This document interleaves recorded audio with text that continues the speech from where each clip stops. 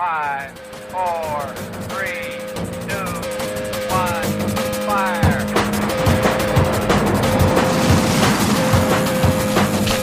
The only thing we have to fear is fear. Mile 18. This is Endurance Nation. Are you tired of just losing your fitness every year? Of getting out there on the open road come springtime and everyone else is still faster than you and you're not making progress? We understand. We created the Outseason program just for you. It's a 14-week protocol for triathletes and gravel cyclists with an opportunity to lock in through your Zwift workouts and focused training to unlock your potential by targeting functional threshold and high VO2 workouts with some endurance on the weekends. We build your fast before you're far. So by the time you get to the spring, you can turn down the fast and start adding some volume when the weather gets nice and unleash your endurance potential. Stop following the same program and hoping you get different results. Head over to endurancenation.us/outseason to get our 14-week program for one low price now. There's a little known rule for endurance athletes. It's called the 1% rule of volume. And I'm here to tell you, if you haven't heard about this rule, it's because people have been using it to trick you for decades. If you're anything like me, you're an athlete who's been obsessed about results since the first finish line you ever hit. And the goal, of course, is to get faster, better, stronger. And the solutions that people sell you are super sexy and involve tons of commitment, time, and energy. But they leave out some of the fine print. And I'm here today to tell you about the fine print. My name is Patrick McCann. I'm the head coach and founder over here at Endurance Nation. And I work with masters athletes to help them achieve results in endurance races, whether it's swim, bike, run, whether it's just bike only, run only, the results that they've deemed impossible until they've met me and the members of our team and community. Endurance Nation is a special place on the internet where athletes who do the work spend time together, sharing their secrets, sharing insights, sharing advice, sharing the highs and the lows, like being an endurance athlete is not easy, and also debunking the myths like the one I'm about to tell you here today. The lead up to this is that this is our out-season program time of year, and we're building things together, and I'll be giving you information at the end of this video or in the comments below about how you can access our free resource, our 35-plus page out-season blueprint, and how you can be fantastic in the winter, and you won't want to miss it. So stay tuned for that. So what's this rule I'm talking about? What's this 1% rule? Well, here's the deal, right? Volume is a very useful tool for endurance athletes. And we know the data. We can see it out there. Some of the most competitive, fastest athletes in the world strategically use volume, right? The Norwegian method is really hot right now. And when you break it down and actually dive deep into the work that these young men are doing, they're actually taking like 3-hour naps during the middle of the day because they're doing work in the morning and the evening. Some days they'll do 3 sessions a day, morning, midday, and evening, and napping in between. Well, that's interesting. What's the rule that's stopping you from doing that? It's the 1% rule, right? Other athletes will do this buildup, right? Same strategy, volume. They'll start in the fall or early winter, and they'll be testing blood lactate, and they'll be monitoring their progress across the course of a year, adjusting their volume and building a target. It's a 3, 4, 5 month buildup of aerobic conditioning. You'll often see this from like Olympians who are doing Olympic speed work. You'll often see it from elite age group athletes as well, who either self-employed, retired, or just maybe have like a sugar mama or a sugar daddy, right? And it's super appealing. Like it's great content online on social media. There's good results for doing that work in terms of like lean body mass and strength and resiliency. But again, that 1% rule comes up and stops you from participating. Right? Last but not least, there's also athletes who are desiring to do that type of work, right? Who are like, listen, I know life is hard. I want to get in there. I want to do this work, who want to be a part of it, who will just basically sell their soul to try and get there. And they also run into that 1% rule. So what's this 1% rule that just stops people, except for those 1%ers, from being able to leverage the work of volume? And it's this, my friends, you're an age grouper. You have a job. You have a life. You have a commitment. And if you didn't have those things, then absolutely you could take full advantage of volume, unless you were not in the 1% of people that can actually withstand the volume. The other part of the volume equation they don't tell you is that lots of volume actually is really stressful on your body. It requires an insane amount of self-awareness and managing your fatigue and your overall health, and investment in self-care, whether it's a chiropractor and a physical therapist, the equipment to keep you healthy, etc. So there's another 1%, not just the 1% who have the time, but the 1% whose bodies can do the work, right? And then there's another 1%er out there. Oh my God, this rule has so many dimensions. The last 1% is that you actually want to do it. Because I'm here to tell you that training like a professional athlete and racing like a professional athlete sounds amazing. You see the pros race and you're like, I'd love to live that lifestyle of training until you try it. And if you're not sure, do what I did 15 years ago when I hired my first triathlon coach. And I was like, hey, how are we going to do this? I was already here training, racing, being successful in my business, but I was looking to break through. I was looking to get to Kona and I needed something different. I sat down and I wrote out. The coach asked me, he said, listen, do me a favor. Just take a look at your week. Take your typical training week. Great. You give me a map right of that. Now I want you to go ahead and break out all the other times in your week that you could train, right? Like, could you swim again in the evening? Write that down, right? Can you bike again on Sunday and Saturday and Sunday? Write that down. Can you run every morning for 2 hours, whatever? Write that down. So I took this week where I had about 10 hours worth of training in there and then filled in all the other buckets. Just outside of my work commitments, I filled in all the buckets. So I sent it over. Here I am expecting this like transformative, like analytical thing to come back.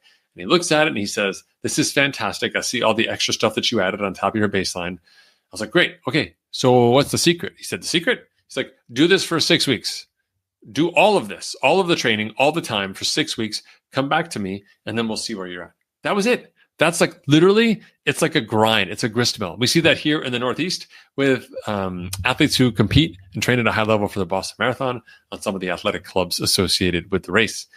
It's a volume club. People break. The ones who survive, it's a survivorship bias. It looks great. Do the volume, survive. They don't tell you about the carnage that's left behind of people who couldn't cut it, people who could only run 80 miles per week at sub 6 minutes, right? Those people, they just go away. Like the S&P 500, those results are sort of filtered out in favor of the ones that are performing well enough to sort of make people excited and engaged and want to be a part of the process. And so when we think about what it means to be a successful endurance athlete, Endurance Nation has really flipped the script on what it means.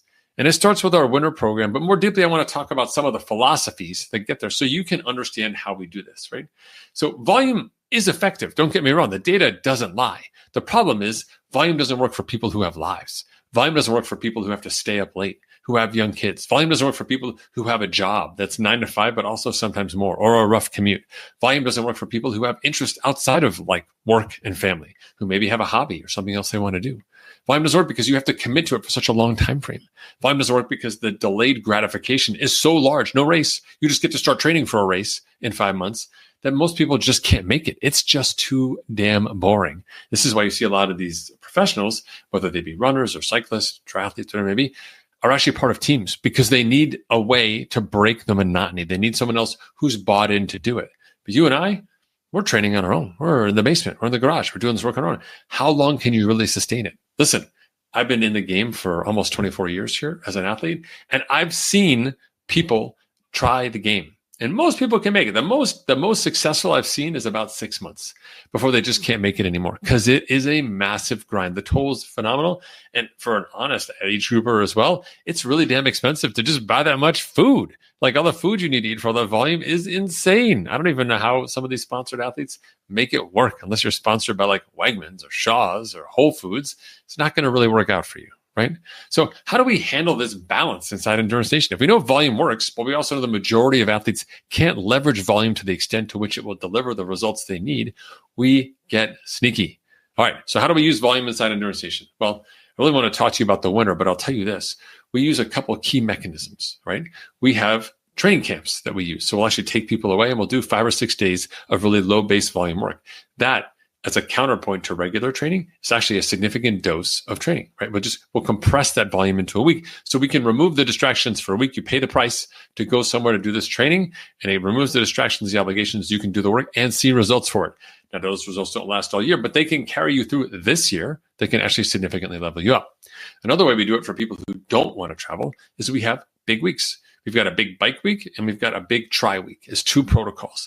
And these are weeks that we essentially insert into an athlete's training plan at strategic times during the year when athletes do need to leverage volume. And they can lock in for 6 days. They can tell their family, hey, listen, this is it. I am locked down for 5 days or 6 days, and I'm really going to get this done. We start off with like 3-day weekends at first to kind of pilot, but we build up to that big week. So we can take advantage of volume, but we use the constraints of a boundary, a real rigid boundary, to make sure that we're doing the work in a dedicated period of time, and we're not using this anywhere else in life because the the downsides come out very quickly and start to undermine your ability to train. So most people who are doing volume but are living an age group life are not doing nearly enough volume to get the results that they want.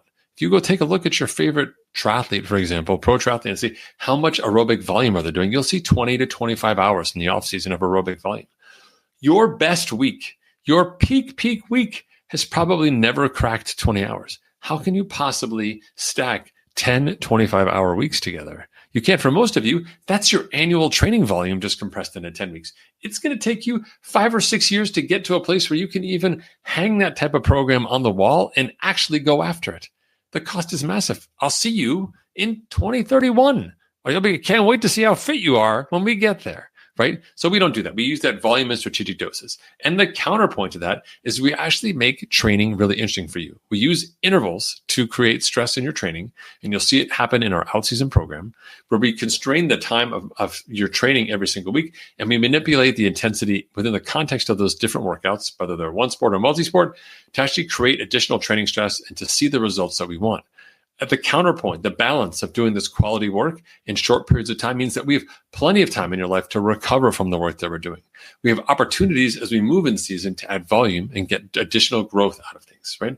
And make sure that you're actually ready for your race. So instead of doing volume in the winter, we do volume in during the regular season when the weather's nicer, daylight's longer, everybody gets it. Oh, you're going to train 5 hours today. It's a gorgeous day. It's, Memorial Day weekend. Go out, ride your bike, be safe. Look out for the people who are drinking. Great, knock yourself out.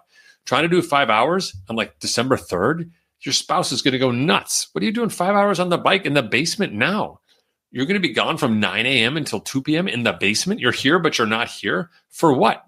Wait, sorry, say that again. Your race is in August, and it's December, and you need 5 hours now. Where does this go? You know where it goes. The miles go up over time. Everybody loses in that paradigm. You never make it. You don't get the results. Your family practically hates you.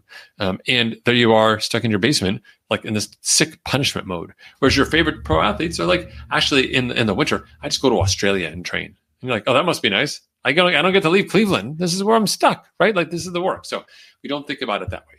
So how does Endurance Nation take account for the fact that we have volume that we use in small doses, and then we use intensity as a tool and the constraints of your daily life to create the conditions for fitness? What are we missing in this balance? We're missing durability. The hidden benefit of all of that volume is building a level of resilience with your body, mental toughness as well, that actually prepares you to be excellent, not only for the cost physically of the race, but also the mental acuity and the mental grind that is putting together a 10, 12, 14-hour day. It's real work. Like there's no joke there, right? So how do we think about getting into a place where we can actually be successful inside that area? We focus on filling the gaps with durability. And this is basically the component that complements your training plan, but is not your training plan. And this, my friends, is all of that active recovery work. So you can be training and doing high quality work, but still get 10,000 steps a day and see durability benefits, right? We can see you doing your high level training and not weightlifting as well, because you may see diminishing returns on your high level of training and your intensity, but doing like weighted vest walks. Awesome. Let's take that hiking, that walking, let's add some weights to that. We'll make it functional and we'll see those results, right? Instead of putting you in a full gym protocol, we'll give you a daily mobility routine that you'll do during this winter block, 5 days a week for 14 weeks, 60 days of really good focused work, just 15, 20 minutes a day. That stacks up. You build strength, you build resilience, you learn functional movements, and you develop requisite strength in those key areas to be solid. All of that really makes a difference. So the way that it works inside Endurance Nation is we leverage your time critically to make investments when it matters most. We give you high intensity workouts to make sure that you're maximizing your ROI on your training time, and you're developing levels of fitness that are not only just fun, but also really impactful for your season. And then we complement that type of work with this body of aerobic training that we call active recovery that complements the work that you're doing, that allows you to build the durability that keeps you strong. Instead of running 20 miles a week as 5 4-mile runs or 4 or 5 mile runs, we'll have you run 20 miles a week as like 6 3-mile runs, right? So just short stuff, like put on the coffee pot, set it to a low temperature, then, go run 30 minutes, come back, the water's just about to boil, have your coffee done. You're doing it in zone 1. right? But it's all we need is just a little bit. We just stack it consistently over time, and we take away that volume demand and instead replace it with the consistency of this micro-dosed work that allows you to build the durability that complements the high-level fitness. So instead of sticking with this whole body of work where we've got this huge box and we got to fill it up with all of this training, instead we say we're going to peg those numbers high for the threshold and the high-level strength that we need to really build your high fitness, make training fun. Let's get in there, do some Zwift races, let's do some intervals. And then we also go the low and we'll say, let's get that consistent and durability style work in. Combined, we are allowed to kind of circumvent and get into a place where we can actually make you stronger and faster by also adding in, as we get into season, our race execution protocols, our nutrition protocols for you, all the things you need to do to be smarter. The compromise is, you don't get to train 25 hours a week doing zone 1 on the bike. Like, I'm so sorry. You can't just ride 80 laps around your town every 3 days to be fit again. You could do that if you want to, but you don't have to. Now, for sure, if you're looking for peak performance, you're looking to be the best in the world, you're going to have to make a choice. Make that choice once you've gotten really close to being the best in the world. And our athletes are going to Kona, they're going to the World Championships, they're top 10 in their age group, they're getting the big buckle at Leadville, and they're not doing those crazy hours. Sure, they'll do a crazy training week or something like that, but they're not sacrificing their everyday life, nickel and diming their family, ignoring their friends outside of work, suffering at work where the lights go out because the motion sensor is turned on and they passed out at their desk. We're not doing that type of work because we're actually using these constraints to our advantage. So if you're thinking about your training for this next year, you can really go volume. You can say, I'm going to go volume and put all these pieces together, and I'm going to use this blunt instrument repeatedly to deliver results. Very simple on paper, very hard to execute. Endurance Nation flips that script and says, you know what? We're going to need a little more of your organizational brain. We're going to have to do a little bit of timing to make sure that we're using strategies appropriate to your race schedule and the goals that you have. And we're going to ask you for a commitment on a daily basis to participate in the durability work required to help you achieve your greatness. Once you get to that level, once you get to be top 50 in your age group at a race, then let's have a conversation about what it means to add more volume to your. But for those of you who are in the beginning of this endurance journey, whether it's a new sport or you're just young and getting into the overall sport of endurance athletics together right now with peers or friends, understand that choosing that level of commitment right now is not the obsession that you want. Be obsessed about your sport. Be obsessed about your gear. Be obsessed about intervals. Be obsessed about consistency and durability. Don't be obsessed about volume. It's super sexy. It's kind of neat to look at, but it's not something you ever want to have. Take it from me. I've been in the sport since 2001 doing endurance athletic races, and I've done a mountain of training, as people will tell you, and my Strava will attest. And at the end of the day, the result has been the same. I really enjoy putting in the work, but you know what? More than the work, I love the results. And doing the right work that gets you the results you want, and you get to walk away from all the stuff that's the extra baggage that doesn't help you get to where you need to be, is a fantastic feeling. Putting together a great race doesn't mean suffering for 25 hours a week for the better part of 6 months. You can be phenomenal with the right program and the right supports. And that's what we do here inside Endurance Nation. If you want to learn more, head over to our webpage where you can get more about the out-season. It's www.endurancenation.us/blueprint. It's a free download, 35 plus pages. It'll break down specifically for you how we tackle the winter, and you can get a sense of how it is we're working through things. All right.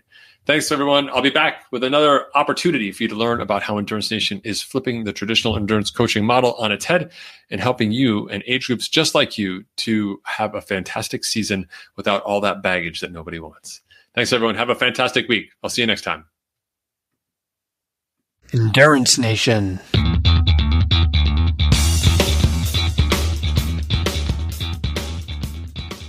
Hey, podcast fans. I know you love the podcast because here you are, you're listening to it and you're still listening to me talk right now. Did you know you can get content just like this in your inbox once a month? We send out a great newsletter. We call it, guess what? The Unfair Advantage. That's right. It's our information to you, something that separates you from the competition. If they're not here, then they don't know. But if you are here, then now you do. Zero excuses. If you go check us out online at endurancenation.us/newsletter, it's your opportunity to enter your email address, sign up for these updates. They come once a month, sometimes twice a month, depending on my race schedule. And it's your chance to get insider information that's going to help you become a better, smarter athlete. Don't miss out on this chance to get ahead of the competition. It doesn't cost you any money, and it's not a ton of work. It's just your email address. That's endurancenation.us/newsletter. For more information about Endurance Nation, visit us online at endurancenation.us. The provided music is from the Podshow Podsafe Music Network. Check it out at music.podshow.com.